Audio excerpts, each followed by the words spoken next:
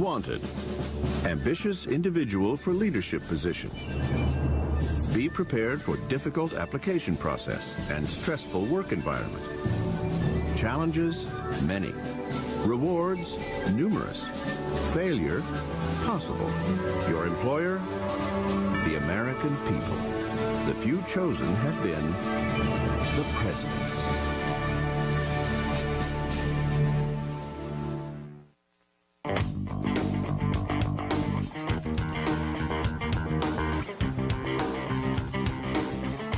Never in history has there been a job like this. And yet, the American presidency as we know it today may never have existed had it not been for one man. I think one can debate Washington's intelligence and perhaps his political savvy, but what you cannot debate was the fact that this man was the embodiment of the revolution, and in fact now would become the embodiment of the new American Republic. Washington is the only president who was ever unanimously elected, who ever got every single vote in the Electoral College, and he got that twice. Number 1, George Washington, Federalist, 1789 to 1797, 57 years old, from Virginia. George Washington's inauguration took place on April 30th, 1789 at Federal Hall in New York City. As the first man to take the oath of office, Washington added the words, "So help me God," establishing the very first presidential precedent. So help me God.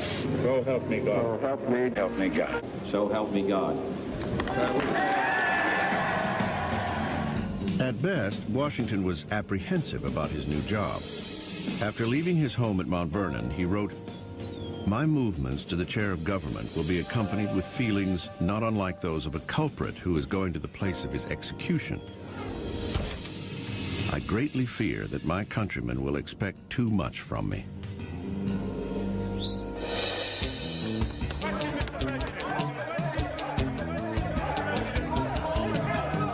There were many questions about this new job, this president person. People wondered, what do you say? How do you describe this person, this man who was going to head the United States of America? His Excellency? We could laugh about it a bit, I suppose. Mr. Speaker, the President of the United States. But think for a moment what it would be like in our own time if the Sergeant at Arms had to introduce the President today as His Mightiness, His Excellency, His High Mightiness, the President of the United States and Defender of our Liberties. That, in fact, was one of the titles suggested for the President. And he said, no, no, no, call me Mr. President. And, I mean, that's a nice gesture. Doesn't mean much, but it's a nice gesture. It almost meant nothing at all. Just weeks after taking office, Washington came down with a rare bacterial infection. Some believe it may have been anthrax picked up on a farm. Washington nearly died, which could have wrecked the fragile new republic. American historians have spent more than 2 centuries now trying to dig up dirt on George Washington, to find the flaws in Washington. It's a tough chore. For a long time, Washington was thought of as a nice guy, sort of a boob, not real smart, famous for being tall. George Washington brought many personal qualities to the presidency. His dignity, integrity, and honesty are well known. But he also had his quirks. He refused to shake hands when he became president. He thought that was beneath the presidency. It was all part of establishing the image of the presidency. One example is how Washington projected his physical being. George Washington was the most athletic, the most robust, the most dynamic of all the founding fathers.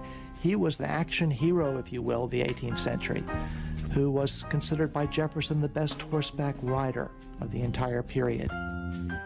Washington usually rode a white horse named Nelson, and Nelson became a vital part of Washington's public relations package. his version of a tailhook landing. When he would visit towns during the presidency, sometimes he would travel in the comfort of a carriage most of the distance between towns, but in many cases, he would hop out of that carriage and get on to Nelson and ride into town looking like $1 million, looking like that war hero, that man among men, looking like someone who could lead anyone.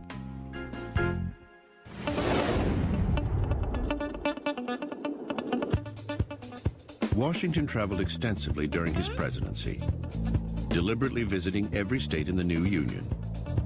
Along the way, he bought American landscape paintings. Many still hang at Mount Vernon. By doing so, he became America's first great patron of the arts. Being first was a Washington trademark. We all knew that he was first in war and first in peace and first in the hearts of his countrymen. But we never knew such things as the fact that he was first in dancing, a minuet man. George Washington loved to dance, and at presidential receptions had ladies waiting in line for one dance with the president. Another thing that he never got credit for, he was first in interior decorating, for example. He was always working on fixing up Mount Vernon. Even during the Revolutionary War, he was into designing uniforms. He never got credit. He was like the Calvin Klein of his day. And he was first in gambling. He would bet on anything. He may have had certain personal foibles, but in terms of political leadership, the man was a marvel. Now, I don't know if Washington fully understood what his role was, but he was a man accustomed to commanding. Washington as a general, the way he commanded was to have frequent councils of war and to get everyone's opinion, and then he would judge. And this is the same way he ran his administration as president. He seems to have been a very, very good judge of character and at the same time a good judge of people's talents. So he surrounded himself with people who would do their job and in the process make him look good. In creating the executive branch of government, Washington hired men he knew and trusted. Brilliant men of great talent. Certainly, his first cabinet is probably the best we've ever had. When you have Hamilton at Treasury and Jefferson at State and Henry Knox at War, it just makes every subsequent one look like a pickup team. A chief among them, of course, Alexander Hamilton. I think bringing Hamilton in as Secretary of the Treasury was his landmark achievement because, in fact, Alexander Hamilton set the course of this country in terms of its economy. What Hamilton did was build the framework of a national banking system. As a first step, he proposed that the new government assume all the leftover war debt of the 13 original states, thereby establishing a federal line of credit. In order to get that done, he had to make a deal with people who were reluctant to have it done. These included people such as James Madison and Thomas Jefferson of Virginia, a state that had paid off most of its war debt. The issue of assumption, as it was called, became Washington's first test as president. Behind closed doors, he urged Madison, Jefferson, and Hamilton to consider a compromise. What he offered in return was the location of the nation's capital. The deal was straightforward. Hamilton got the funding, and the Virginians got the federal capital to be permanently located on land that belonged to Virginia. Washington let others hammer out the details. But when it came to choosing the actual site of the new federal city, Washington made the final decision himself. He chose a plot of swampland called Foggy Bottom. It soon became unofficially known as the City of Washington. Because it was just a stone's throw from his home, Washington micromanaged the project. He personally surveyed the land where the new city would be built. He helped lay out the roads, and he left his imprint on the proposed President's Mansion by tinkering with the blueprints. The building would not be finished until November 1800, a year after Washington's death. George Washington is the only president who never serves in Washington. George Washington defined the presidency, but it defined him as well, especially in times of crisis. One troubling crisis arose in 1793, when war broke out between England and France. Suddenly, America was called upon to choose sides. But Washington chose neutrality. It was a decision that would come to haunt his successors. On the domestic front, however, Washington faced crisis head-on. One defining moment of the Washington presidency happens in his second term, and it's the Whiskey Rebellion. In 1794, Pennsylvania farmers were up in arms over a federal excise tax on liquor. They even dusted off an old battle cry, "No taxation without representation." Washington's point of view was, wait a second, in 1776, we were rebelling against taxes that had been passed in London by the King and Parliament. But these taxes now, in 1794, these are passed in Philadelphia. That's the law of the land. You have to pay them. As the nation's first commander-in-chief, Washington personally mustered 12,000 volunteers to march to Pennsylvania.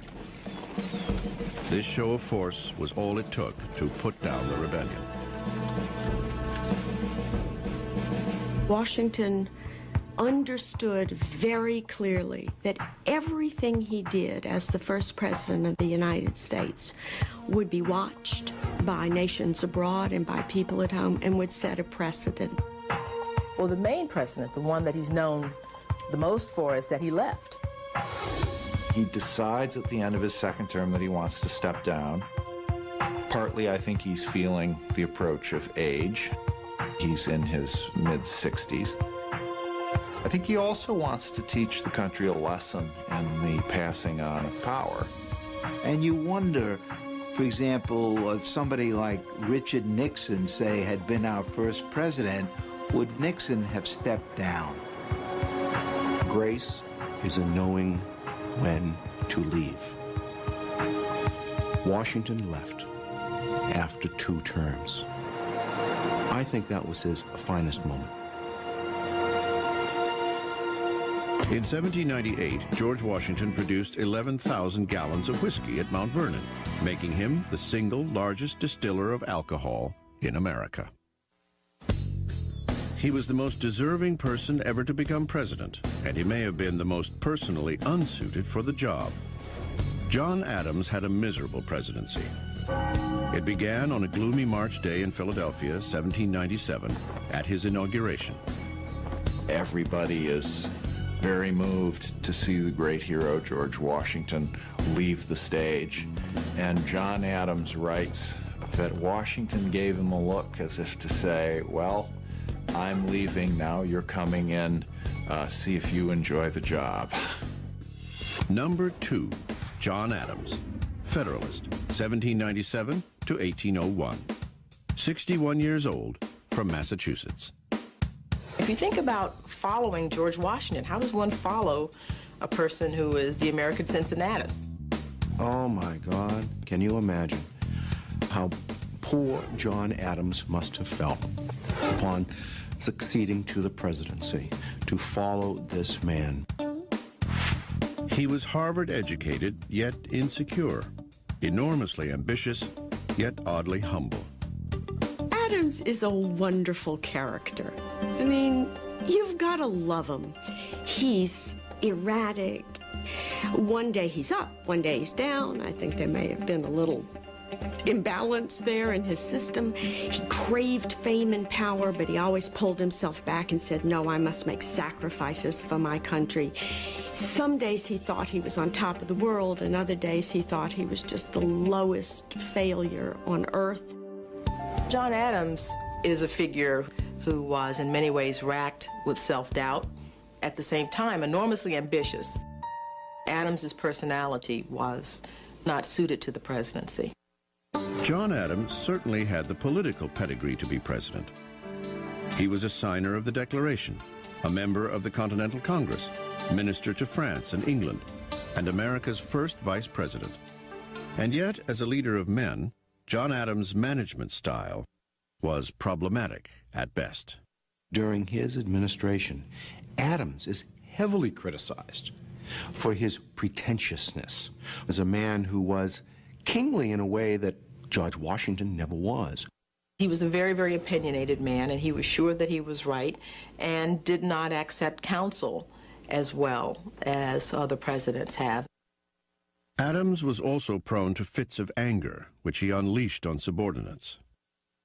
This is just not the way an effective executive deals with the people under him. Two issues defined Adams' presidency: the XYZ affair and the Alien and Sedition Acts. Both were caused by a crisis in foreign affairs: the escalating war between England and France. By the time John Adams comes into office, the French are being particularly obnoxious. They are going through a period of seizing our shipping because they don't want us trading with her enemy, Britain. Hoping to quell the crisis, Adams sent a diplomatic team to Paris. That delegation was met with the demand for a bribe. This was reported back to the American Congress. Instead of referring to the Frenchmen who demanded the bribe by their correct names, they were simply referred to as X, Y, and Z. And so this became known as the XYZ affair. American public opinion raged against the French. Hawks screamed for war. Adams is not crazy about the French anyway. And so to be snubbed by the French like this, to be treated in effect like country bumpkins, must have offended Adams tremendously. But instead of acting impulsively, Adams kept his cool and sent a second peace delegation to Paris. For this, the warmongers in Congress vilified him. Adams had the courage to stand against these men. Indeed, he stood against most of the men in his own party, the Federalist Party. But he was firm and adamant in seeking a peaceful solution. Adams would reach his peaceful solution in 1800 when France and the United States signed the Treaty of Mortefontaine. But this wouldn't happen before Adams made the worst decision of his presidency. In the midst of our difficulties with France, there were a great many dissident voices within America. Men, newspaper editors, some politicians, who were voicing their distress with the policies of the Adams government. Acutely sensitive to criticism, Adams decided that the verbal attacks were seditious and dangerous to national security. So, in 1798, Adams signed the Alien and Sedition Acts, making it a crime to falsely speak out or write against certain federal office holders, including the president. It stands out as the single greatest blemish on his otherwise extraordinary career. It fed into this image of Adams as the aristocrat, as Adams having this tinge of royalty, of arrogance. And the Alien Sedition Acts simply underscored what his enemies were already saying about this man. Sadly, Adams' support of the Alien and Sedition Acts overshadowed the treaty with France. But the importance of his diplomacy cannot be forgotten. It was a monumental achievement and one of those great turning points. For had we not made peace with France, had Adams succumbed to the pressure to go to war, the history of America would have been very, very different. Significantly, the threat of war with France was the impetus for the one legacy of Adams' presidency. John Adams is the father of the American Navy. It was Adams that understood that if America was to defend her shores, that it was necessary to have a Navy. By creating the Department of the Navy, Adams became the first U.S. president to add a secretary to his cabinet. But even the U.S. Navy could not save John Adams from himself. He had alienated many members of Congress and men of his own party. In November 1800, just after becoming the first president to live in the White House, Adams lost his bid for a second term to Thomas Jefferson. It was a bitter defeat. Adams is not gracious in defeat. The image we have today of the election of a new president, and the former president bids him welcome to the White House, etc., etc. Oh, no, not at all. Adams leaves Washington in the midst of the night. When he left office, he was certainly the most unhappy man in the country because he believed he left office disgraced and unappreciated. During his own life, John Adams' presidency was regarded as the low point of his remarkable political career. It would take nearly 200 years for historians to reassess his contribution to the office. Two presidents signed the Declaration of Independence, John Adams and Thomas Jefferson. Both died on July 4th, 1826, the 50th anniversary of the signing. The election of 1800 set two precedents in American history. It was the first election in which the press played a big role. And for the first time in presidential politics, power was peacefully shifting from one political party to another. In this highly contentious election, the founding party of the nation, the Federalists, had been defeated, and the popular leader of a new political party was moving into the White House. Number 3, Thomas Jefferson, Democratic Republican, 1801 to 1809, 58 years old, from Virginia. Thomas Jefferson was the first president inaugurated in Washington. On the day of his inauguration, Thomas Jefferson walks to the unfinished Capitol to deliver his inaugural address. In one of the most important statements ever made by a president in any inaugural address, he tells the assembled group, "We are all Federalists. We are all Republicans." But Jefferson did not intend to follow the Federalist model for the presidency. Jefferson believes that his election was virtually a second revolution. He thought the government was going down a very bad path under the Federalists. He thought he'd saved it. Jefferson believed the Federalists had put too much power in the central government. He vowed to reverse that. Well, it's the old adage, of course, a Jeffersonian adage, that government is best which governs least, except when you're elected to office. He was a remarkably casual man who sometimes greeted guests in his slippers. He was also eccentric and secretive. Such was the self-styled character of Thomas Jefferson. Jefferson viewed himself and presented himself as a man of the people.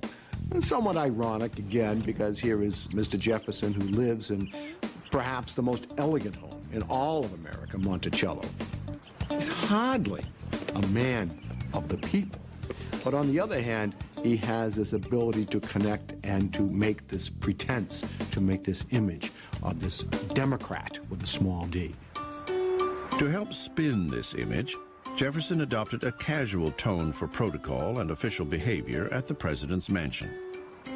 It was said that if you went to the White House, quite often Mr. Jefferson himself would open the door.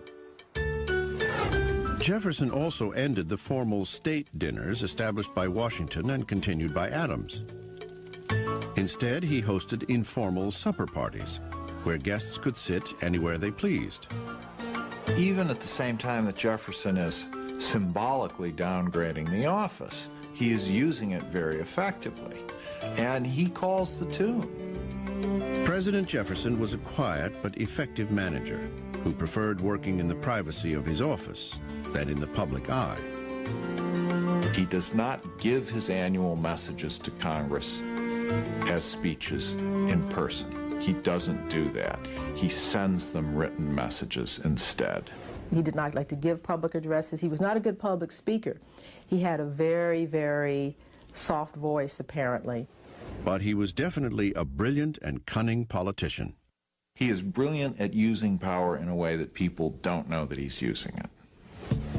This was especially true with the press. Jefferson handled the press very, very well. He understood the importance of the press. The press, however, didn't always give him a free pass. In 1802, a tabloid writer of the day reported Jefferson's alleged affair with Sally Hemings, one of his slaves. He's mentioned by name by James Callender, and that's the first time Sally Hemings' name appears in the newspaper. Freud would have a field day with this. Sally Hemings is the half-sister of Martha Wales Jefferson, who was Jefferson's wife. She is the daughter of Martha's father and a slave woman. Jefferson skillfully managed the scandal by doing nothing. Thomas Jefferson never responded to any allegations, any accusations of his relationship with Sally Hemings or with anyone else. Jefferson simply ignored it. Early spent control from a master politician. I mean, if more people could follow that prescription, people wouldn't get into the trouble that, they get into by talking too much. Jefferson never talked about anything that he didn't want to talk about.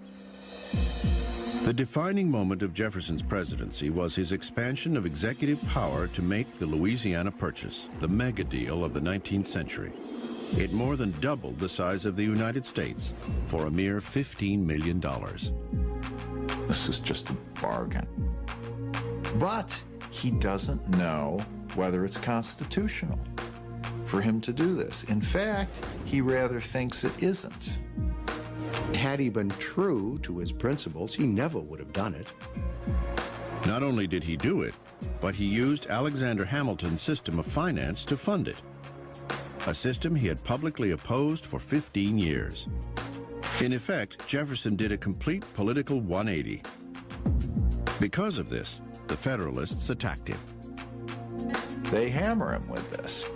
The argument is, you are the one who's been worried about the federal government doing too much and taking on too much power. Well, here you've grabbed a third of the continent and you're proposing to rule it by military governors. Doesn't that look like big government to you? Ignoring his critics, Jefferson also authorized a secret exploration of the territory, the Lewis and Clark Expedition. It would eventually be regarded as an epic American adventure. But when Jefferson sent a secret message to Congress requesting money for the mission, his enemies screamed that it was an unconstitutional military foray. So Jefferson, the man who supposedly loved small government, is a president who dramatically expands the power of the federal government. That, of course, is a tradition in our presidency. In 1804, Thomas Jefferson was overwhelmingly re-elected. Yet he found little joy during his second term. Jefferson is a very sensitive man. He hates the criticism that he gets. And his second term becomes hell to him. He feels as if he's in prison.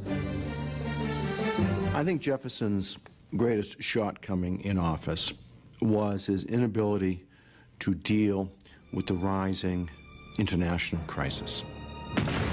That crisis was the escalating war between England and France. Jefferson believed that America need not be involved with Europe, that somehow it was possible for us to ignore the world beyond us and to deal only with an interior America. The problem was American merchants were trading with England and France. That infuriated both sides. Acting impulsively, Jefferson issued the Embargo Act of 1807, stopping all trade with all foreign nations. What a foolish solution to a problem. Doesn't want to go to war with France, doesn't want to go to war with England. And so instead of making a decision, he says, okay, we're not going to trade with anybody. Well, this is not a statesmanlike decision, and it's disastrous for New England trade. The Embargo Act of 1807 was extremely controversial, and it really sank his second term. By 1808, Thomas Jefferson was tormented by migraine headaches. The presidency had aged him considerably. Jefferson came to hate the presidency so much that he left it off his gravestone. Yet his achievements remain unparalleled in American history. He took the oath of office intending to change the power of the presidency. And indeed, he did. Thomas Jefferson kept 2 bear cubs at the White House. They were given to him by Lewis and Clark and housed in cages on the South Lawn. Jefferson is succeeded by one of his own.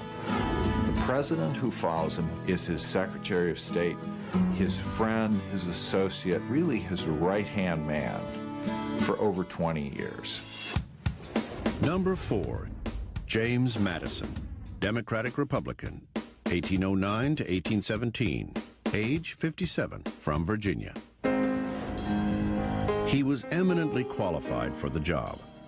A veteran of the Revolution, author of the Constitution, a Jeffersonian Democrat, and a Virginian. There are people who feel that he had a much, in some ways, a better mind than Jefferson, certainly a more disciplined mind than Jefferson. In truth, James Madison was everything Thomas Jefferson wasn't. He was sort of the opposite of Jefferson physically. He was short, while Jefferson was tall. He was funnier than Jefferson. He was known as having a bawdy sense of humor. He had light hair turned gray, blue eyes, was soft-spoken, and not given to rage or small talk. He usually dressed in black. Madison brought something else to the White House that had been missing during Jefferson's presidency: a first lady.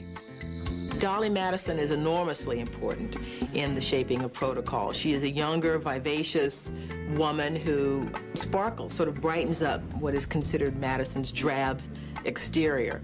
He becomes a much more interesting, exciting figure because of her. The Madisons became known for lavish parties and sumptuous feasts at the White House. These often included ice cream, a delicacy of the day. Dolly's favorite flavor was oyster. As an executive, Madison had an abiding sense of fairness, a calm demeanor, and was always well prepared. This was not only a very smart man, this was a man who did his homework, who did his thinking, who did his studying, and was really prepared for whatever came up. Except for a war, the War of 1812, which ultimately defined his presidency. Madison comes into office with an enormous problem on his hands. Half the country's still pushing to go to war with England, half the country's pushing to go to war with France. And Madison is really pushed by events into the war with England. The War of 1812 was sparked on the high seas.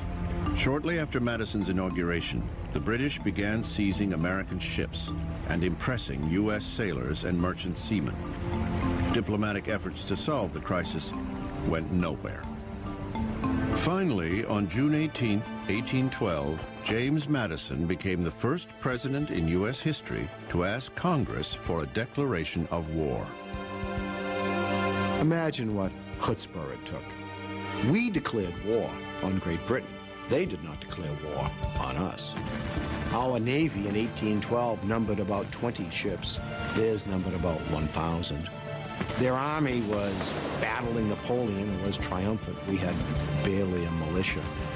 It was a foolish thing to do. It is a disaster. We lose humiliating engagements in Detroit and in upstate New York, and the war begins very badly indeed. Madison's troubles grew as the war progressed, especially in New England. There was almost a civil war in 1814 because New England threatens to secede. I mean, New England is so angry, their lifeblood is commerce and shipping. Then, in August 1814, the British raided Washington and burned the president's mansion. Driven from his home, James Madison became the first and only sitting president to face enemy fire. He personally took command of a militia battery outside Washington, but to his embarrassment, the commander-in-chief was forced to retreat. Much as we hate to disappoint the American public who believes America has never lost a war, we definitely lost this war. Our capital was burned. We're defeated on land, on sea. And poor Madison is burdened with this image that he got us into the war. Desperate to end it, Madison sent James Monroe to negotiate peace with England. In December 1814, Monroe succeeded with the Treaty of Ghent, officially ending the war. Then, before news of the treaty reached Washington, America was strangely rewarded with a belated victory at the Battle of New Orleans. The man who benefited most was the defender of New Orleans, General Andrew Jackson. But the victory did little for James Madison. Two important things come out of this war. Dolly Madison saves the portrait of George Washington and the Star-Spangled Banner. But it does tarnish Madison. It's about the only thing he's really remembered for. The War of 1812 brought the American presidency into the politics of international diplomacy and the real world. Foreign issues could no longer be ignored. This is a rude awakening about world politics that Madison gets with the War of 1812. It's a time of the opening up of the presidency, the part of America becoming much more mature. And the president has to play a role in this because he is the symbol of the United States. As with those who came before him and those who would follow, James Madison learned a harsh lesson about the office he helped create. It is not so much about the man, but the unforeseen events which define a presidency. Before the War of 1812, James Madison proposed that the United States, instead of building new ships, should simply rent Portugal's navy. It didn't happen. The election of 1816 was one of the most harmonious in American history. Party politics had seemingly vanished as the country elected another founding father to the White House. Number 5, James Monroe, Democratic Republican, 1817 to 1825, 58 years old, from Virginia. Monroe's a relic. He's the last of the revolutionary generation to hold high office. He's the last of the Virginia dynasty. In person, he cut the figure of the quintessential hero of the Revolution, from his boots, breeches, and ceremonial sword, right up to his cockade hat. The funny thing about James Monroe is that no one ever seems to have thought terribly well of him, except his character. Everybody said he was honest, and everybody said he was trustworthy. But no one ever said he was extremely intelligent. Yet this man must have been doing something right, because he gets elected twice to the presidency by crushing margins. Monroe's presidency was so seemingly amicable that he was unopposed when he ran for his second term. He had, in many ways, a falsely easy presidency. This is supposed to be the era of good feelings. He seems to reign over a period of peace and happiness in America. But not really. Because if you look just underneath the surface, you have Monroe presiding, but he's presiding over lots of stuff that's going on behind the doors. Monroe's management style reflected his personality. He was a hands-off executive who hired great people for his cabinet, then delegated authority. This served him well during the moments that defined his presidency. At the beginning of Monroe's first term, the territory of Missouri petitioned for statehood. In theory, adding a star to the flag should have been cause for national celebration. Instead, it ignited a great political debate over slavery. Would Missouri be a free or slave state? As Congress debated the explosive issue, Monroe, a slave owner himself, made it clear that he would veto any legislation that restricted self-determination for any state. Eventually, Congress passed the Missouri Compromise of 1820. Missouri enters the Union as a slave state. Maine enters the Union as a free state. And prohibitions are put upon the expansion of slavery. It is a temporary solution. Monroe also came up with his own plan. He proposed to return slaves to Africa. Called the American Colonization Society, this led to the founding of Monrovia, Liberia, the only foreign capital to be named for a U.S. president. Unfortunately, this did little to solve the crisis at home. While the slavery question simmered, Monroe faced a border crisis in Florida. The territory was still owned by Spain, but the Spanish did little to govern it. It's a nest of pirates and outlaws, and there are Indian tribes who live there who are certainly not under the control of the Spanish government. By 1818, border incursions were common. Seminole Indians, in particular, were raiding white settlements in Georgia. These raids were often encouraged by British privateers who operated on the Florida coast. In response, Monroe sent troops to the region, led by the hero of New Orleans, General Andrew Jackson. Andrew Jackson ends up being sick and tired of it, and he invades Florida and captures the British and hangs them. So he creates an international incident involving three countries, the United States, Spain, and Britain. Jackson's raid caused an uproar in Monroe's cabinet. Some, including Secretary of War John C. Calhoun, wanted to reprimand the general. And Secretary of State John Quincy Adams sticks up for him. He says that what the British were doing was outrageous and the Spaniards ought to have stopped them, and they didn't. And Jackson did a preemptive strike, and that's what he ought to have done. Monroe did not reprimand Jackson. Instead, he opened negotiations with Spain for the rights to the territory.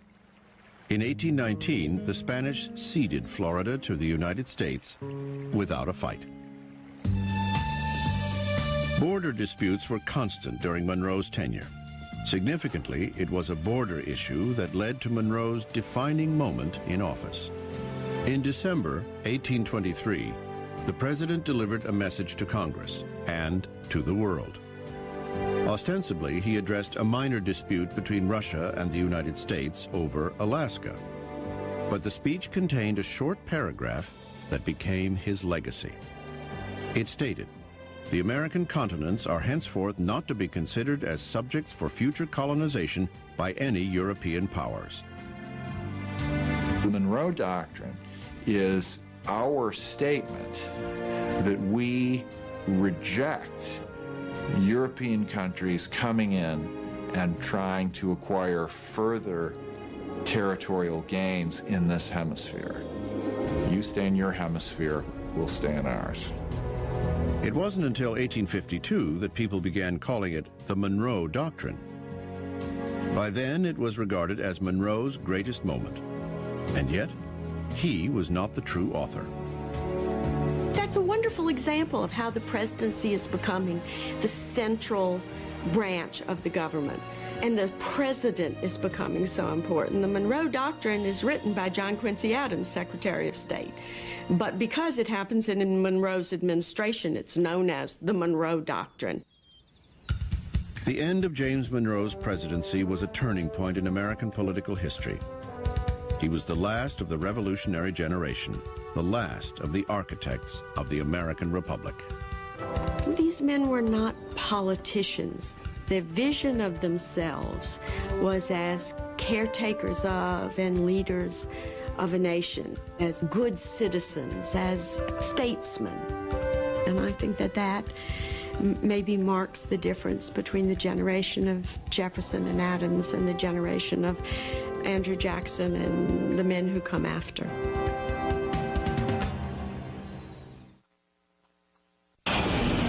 This is Mother Nature out of control? Could these natural disasters have been prevented? How is the latest technology helping us predict the next disaster?